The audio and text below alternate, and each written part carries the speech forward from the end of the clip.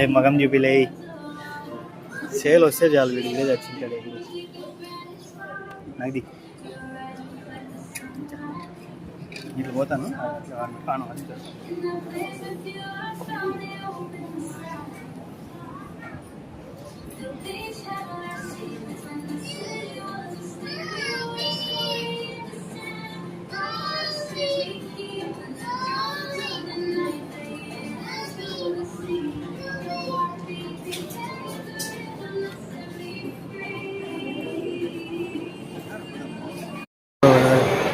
వీళ్ళతో వచ్చిన దానికి